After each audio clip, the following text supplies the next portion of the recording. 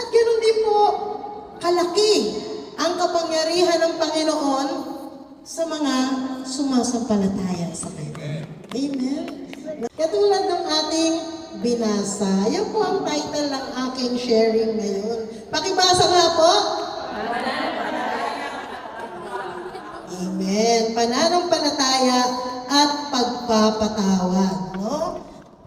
Siyempre, pagpapagaling sa paralitiko. Hindi naman agad pinatayo eh. Hindi naman agad. Diba? Pinagaling. Nandun yung kailangan may pananampalataya. Okay. So, sa bayan ng Capernaum, naroon si Jesus. No? Doon siya nagturo. Doon sa isang tahanan, punong-puno ng tao. Hanggang sa labas ng bahay.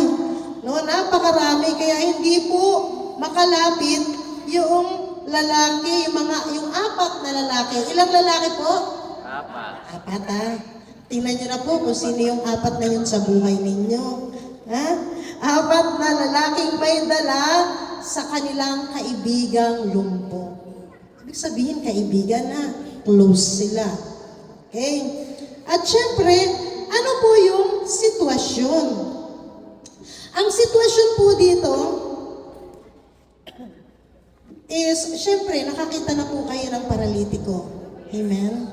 No? Pwedeng kaliwang kamay na hindi nakakaramdam, pwedeng kanan, pwedeng lower part ng katawan ang hindi nakakakilos, di ba po, ang hindi nakakaramdam. No? Ganun po yung paralitiko. Kaya kailangan ng tulong. So, ano po yung aksyon na ginawa? Dahil po dun sa laki ng kanilang tiwala, nag-strategize sila, mga kapatid. Anong ginawa? Binakbak. Binakbak yung bubong, binutas, no? Para maibaba po nila yung kanilang kaibigan sa harapan ni Jesus. Buti na lang sa harapan talaga ni Jesus. Ayan. Andito si Jesus. Ay, Diyos. Andito si Jesus. At nandito yung apat na lalaki. Binutas nila yung bubong na yon. Wala naman po kasi talagang magagawa yung paralitiko kung maging go with the flow na lang siya. Diba? Okay. At syempre, dahil doon, na-surpresa si Jesus. Ang Panginoong Jesus, na-surprise siya. Kasi pero hindi ko naman ito bahay. Bakit yung binakbak yung bubong? No? Pero nandoon, na-surpresa siya dahil sa laki ng pananampalataya ng magkakaibigan. No? At ano yung una niyang sinabi? Imbes na sa halip na pagalingin niya agad, ang sinabi niya is, anak, pinatawad na ang iyong kasalanan. No?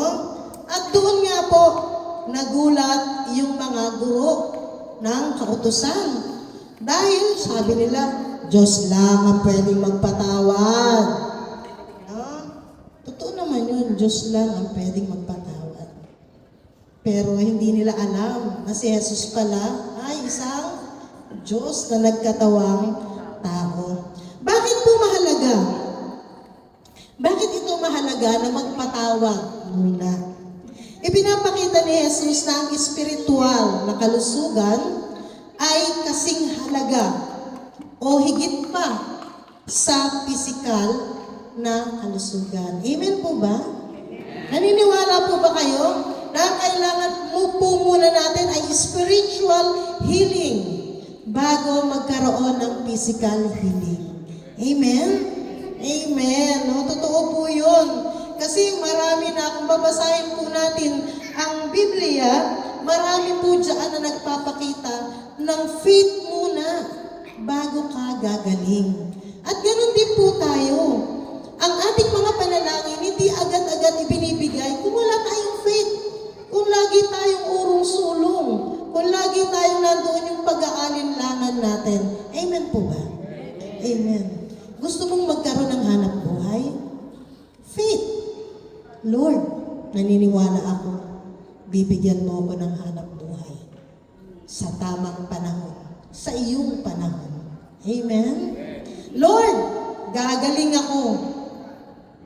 Hindi sapat ang gamot, pero kung dadagdagan ko ng pananampalataya, pagtitiwala sa iyo, panalangin sa iyo, gagaling ako. Amen? Amen. Kanina, daming nag-testify, di ba? Na hindi lang yung gamot, totoo po. Katulad po nung kahapon na shinare ko tungkol sa ketongin, hindi lang basta gamot ang makapagpapagaling. No? At tayo po ay naniniwala dyan.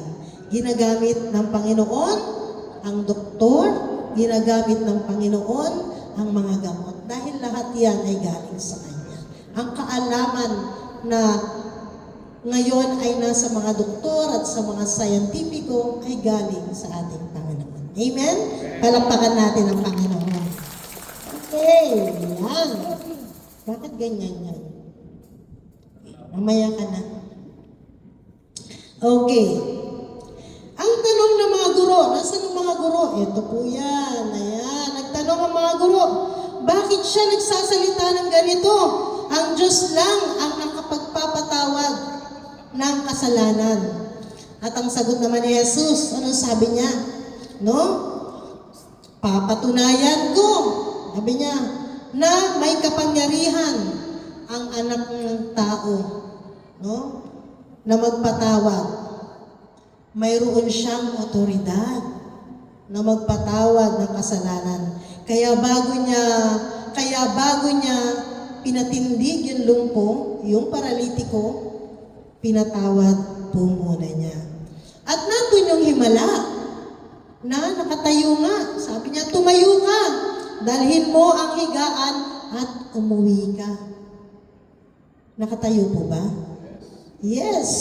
Agad na tumayo ang lalaking paralitiko at naglakad pauwi. No? Amen. Mga kapatid, mayroon pong tatlong mahalagang aral dito sa ating binasa. Una, ang pananampalataya ay may gawa. Dapat may kasamang gawa. Hindi lang po pananampalataya. Diba? Lord, mananampalataya ako, pero wala ka namang ginagawa.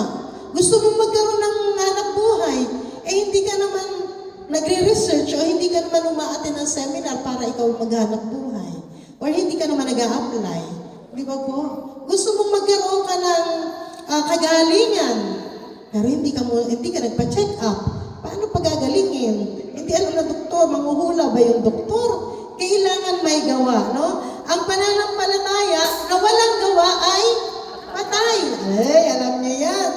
Diba? Sabi nga sa Santiago, papakita ko sa iyo. Sabi niya, ipakita mo sa akin ang iyong pananampalataya.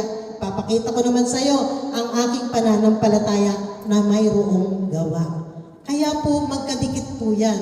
Hindi lang puro pananampalataya. Meron po akong kilala, sabi niya gano'n.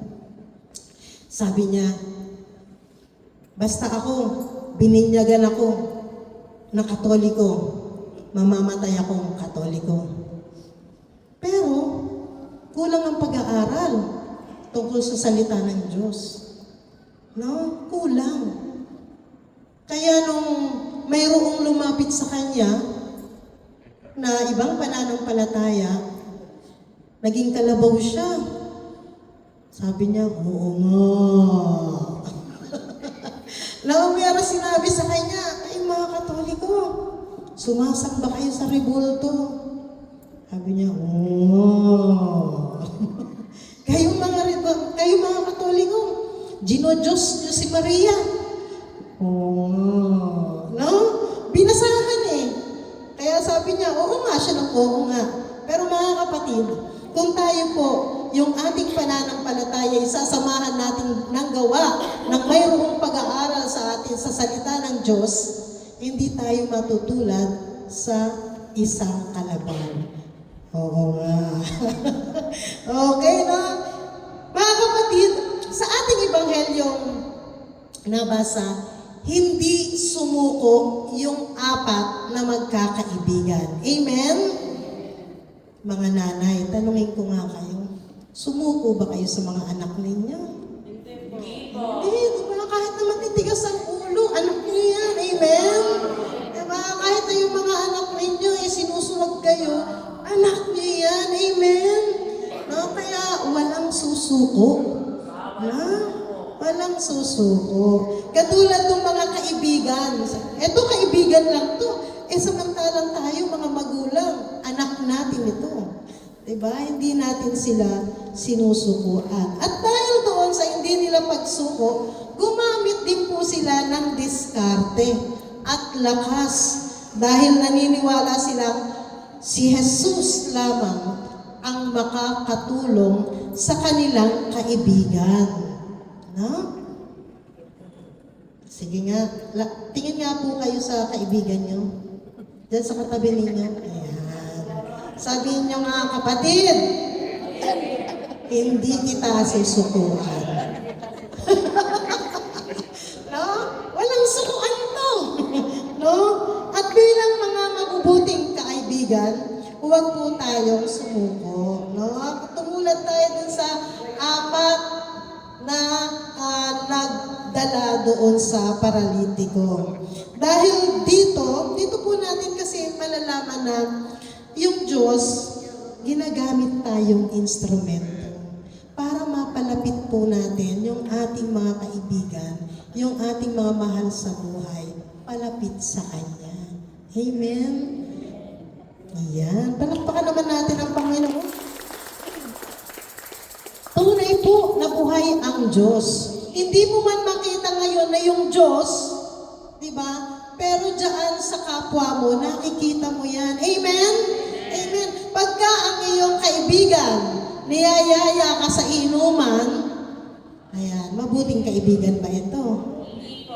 Mabote po yun. Mabote.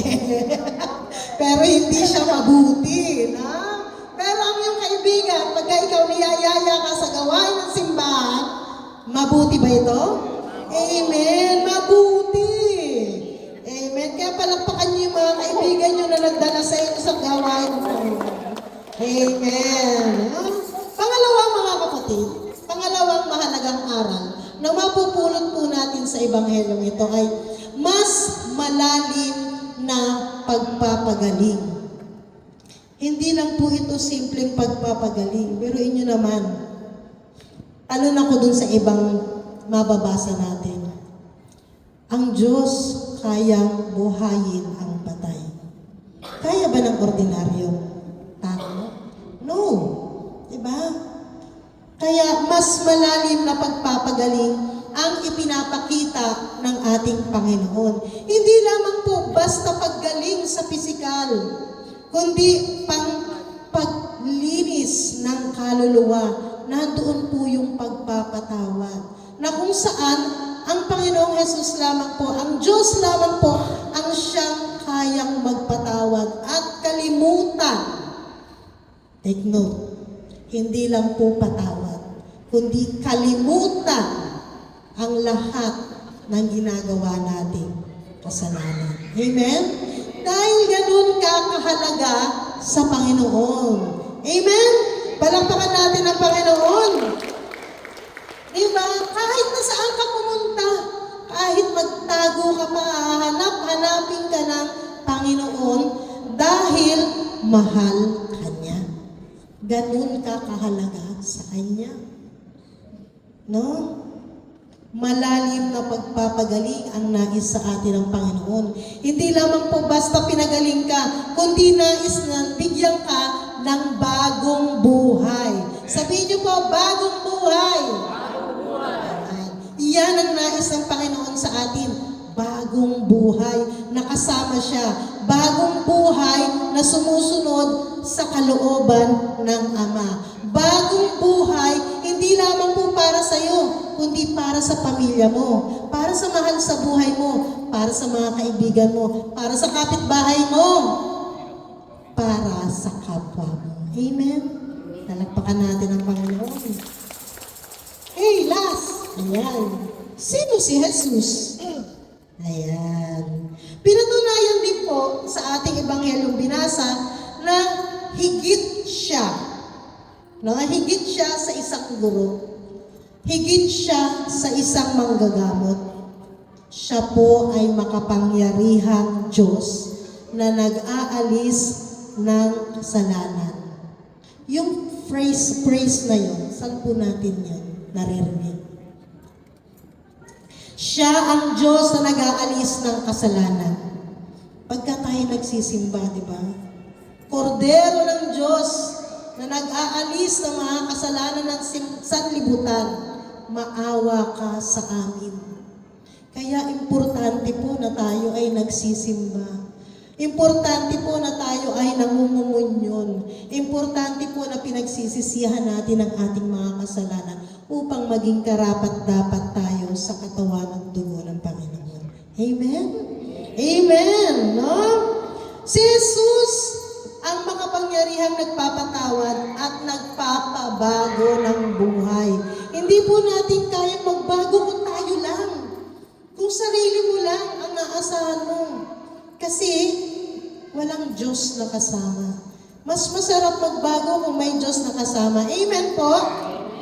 Kasi alam mo, may patnubay ka, may gagabay sa iyo doon sa pagbabagong iyon. No? At sa pagtanggap po natin sa Kanya bilang ating Panginoon at tagapagligtas, naroon ang kagalingan. Amen? Gusto niyo bang gumaling? Amen. Diba?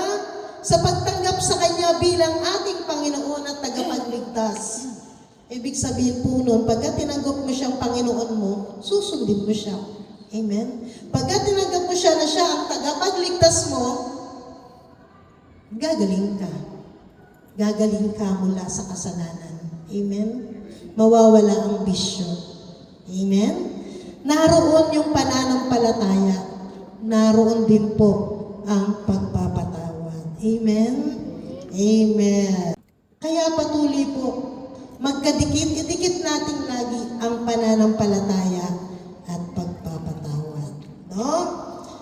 Hindi lang po physical healing ang gustong ibigay sa atin ng Panginoong Yesus, kundi isang bagong simula tulad ng paralitiko. Pinatayo ni Jesus. Tayo rin po, nais tayong itindig ng ating Panginoon para tayo'y makalakad sa bagong buhay. Amen.